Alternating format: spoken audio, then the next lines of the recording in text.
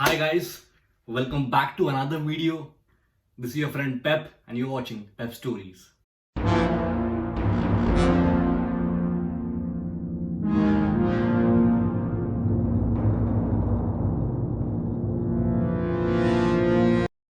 So as promised, in today's video I'm going to talk about how to find accommodations in the UK and what should you do, what should you not do. I'll be talking about every aspect in detail. So stay tuned till the end because there are so many facts which you'll be knowing through this video.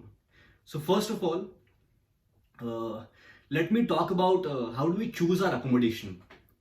So what aspect should we consider? So there are basically two things.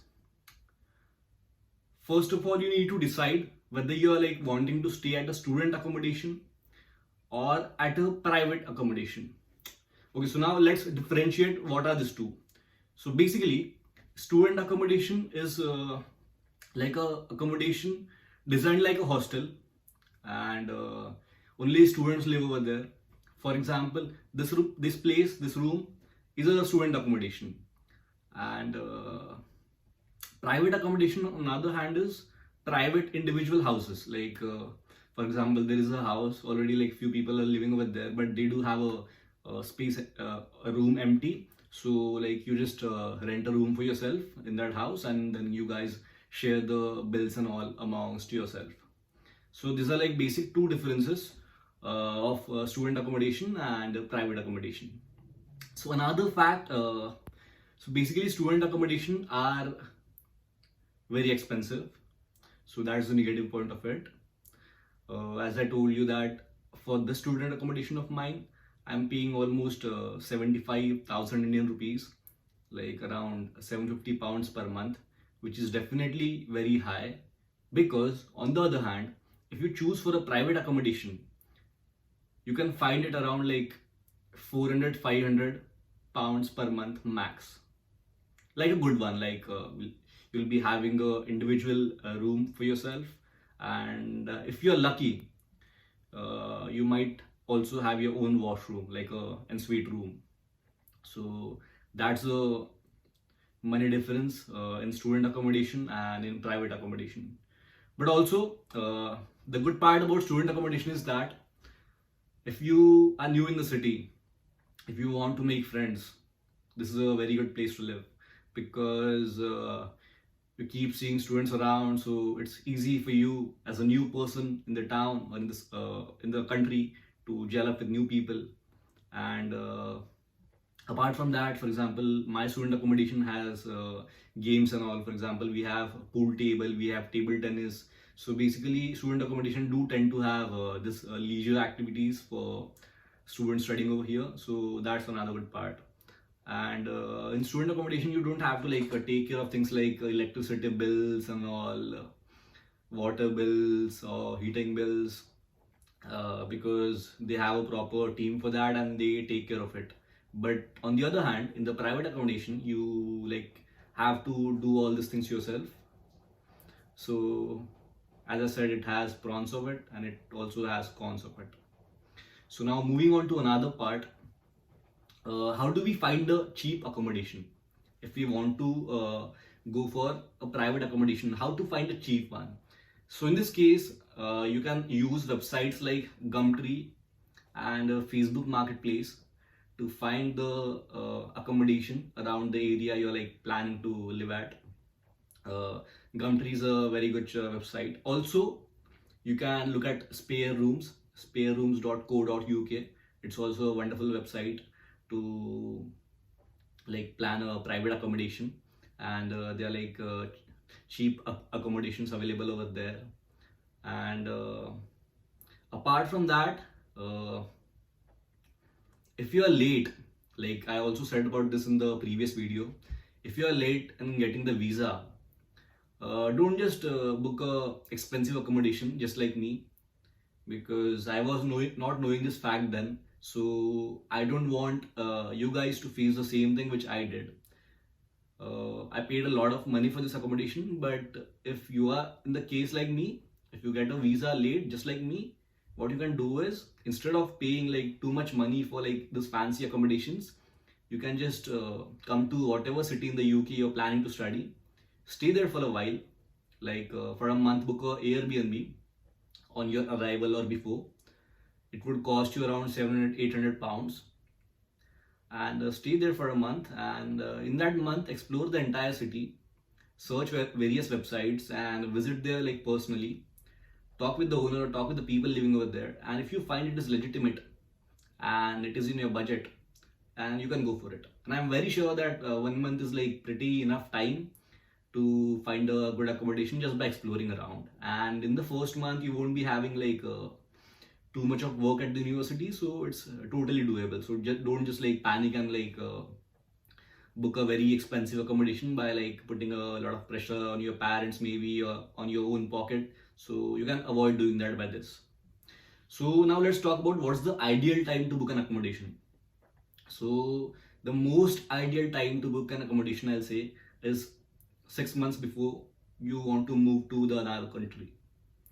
Because in my case, I was supposed to move to the UK in January, and I started seeking for accommodation in January itself because I got my visa very late.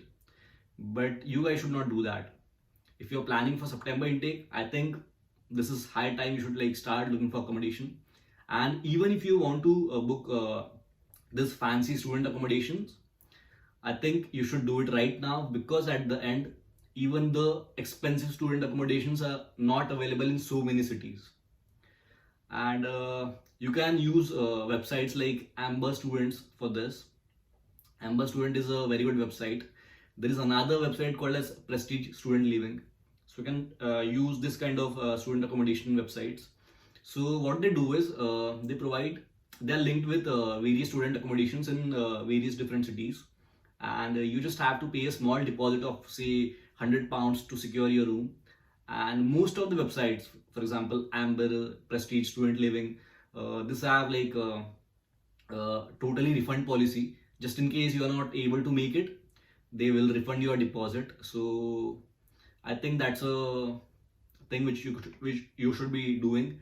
And £100 is a minimal number, like compared to what you'll be spending in the UK. So don't just think how can I like already give £100 deposit. If you want to secure a room, just give it. It's like 10,000 rupees, and at least you'll have a room. Like at the last moment you won't be struggling around, and you won't be panicking yourself, because trust me guys, it's a lot of stress.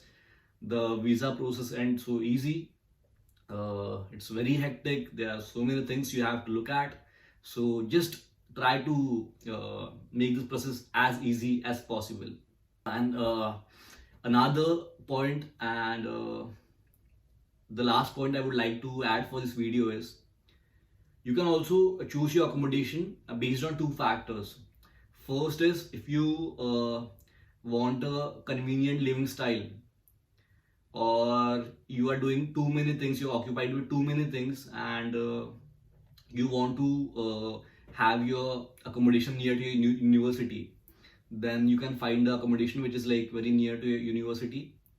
It will be a little expensive, but you can go with that. For example, for someone like me, for example, I'm engaged in so many activities. Like apart from university assignments, I have a part-time job. I'll be talking about it in another video. And also I'm writing a book since a year now, so I dedicate some amount of time to it. I make YouTube videos for you guys. Also, as I'm a fashion photographer, I like to shoot at times. So as I'm engaged in all these activities, I chose accommodation which is very near to my university, to save my time so that I can invest my time in all these things.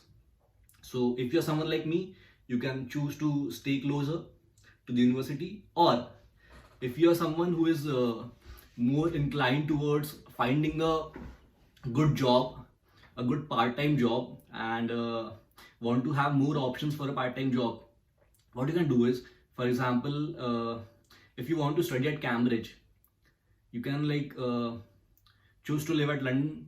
It would be cheaper compared to Cambridge, and you'll be finding a lot of part-time jobs over there.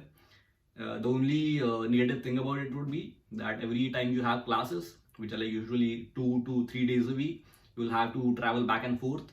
but the plus point would be you'll be having a lot of work opportunities over there compared to the smaller cities. So you can choose choose cities like Coventry, Birmingham, like whatever is closest to your university, and stay over there if your main perspective is like to earn a lot of money from the part-time job and side by side maintain the university. So I think guys, that's it for today's video. I have been taking a lot of efforts for you guys to like note down this content, to note down the script, shoot the content, and deliver it to you. So if you like this video even a bit, as I always say, please do consider subscribing and like this video, share this video with your friends who are aspiring to come to the UK, and let's grow together, and see you in another video. Thank you.